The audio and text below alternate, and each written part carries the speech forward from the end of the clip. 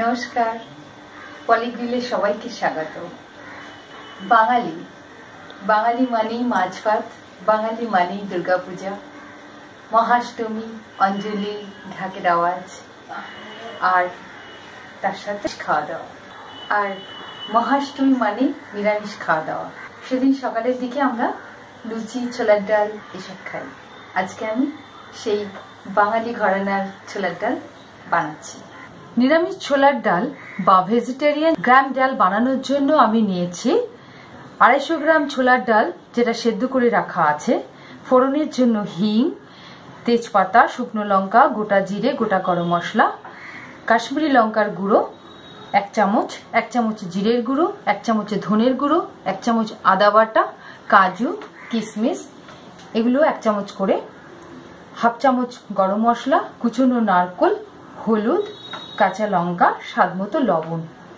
কড়াই গরম হয়ে গেলে 1 টেবিল চামচ সর্ষের তেল দিয়ে দিতে হবে। তেল গরম হয়ে গেলে ফোড়নগুলো দিয়ে দিতে হবে। তেজপাতা, শুকনো লঙ্কা, গোটা গরম মশলা, 1/2 চামচ গোটা জিরে। এবার নারকেল কুচি ভেজে নিতে হবে। নারকেলগুলো ব্রাউন কালার করে ভেজে নিতে হবে। এবার এর মধ্যে কাজু, কিশমিশ, হিং দিয়ে দিতে হবে।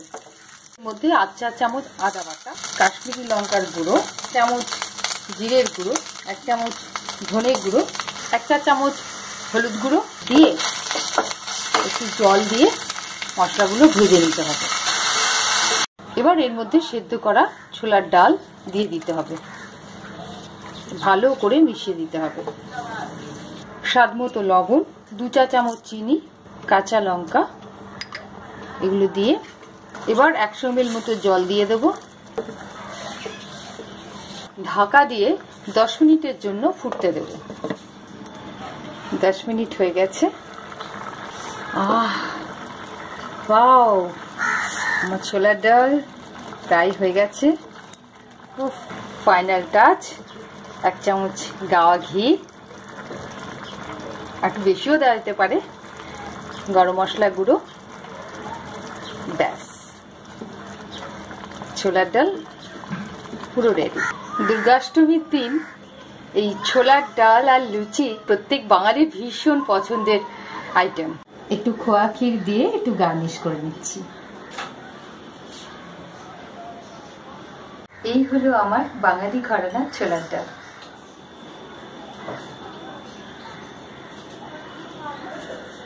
মহাষ্টমীর সঙ্গে ছোলার ডাল এমন ওতপ্রোত জড়িত যে বছরের অন্যান্য সময় যখনই বানাই তখনই পুজো পুজো মনে হয়।